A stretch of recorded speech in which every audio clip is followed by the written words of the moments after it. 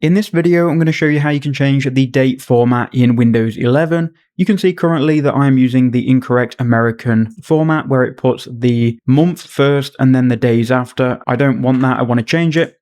So here's how you do it. So what you need to do is go ahead and go to your search bar and then type in date and time. Once you've done that, you'll then be able to see date and time settings. You can go ahead and click on that and you'll be in the right area. Now the chances are if your format's wrong, it's because of the region settings. So if you go to region in the top right hand corner, you would have set this when you install Windows. You can then go to regional format and it might be on recommended. It will probably most likely be on recommended if it's on a format that you don't usually use or you want to change. You need to choose a format that uses the date format that you want to use. So I'm going to choose English UK and you'll see in a second here, the date down below will change.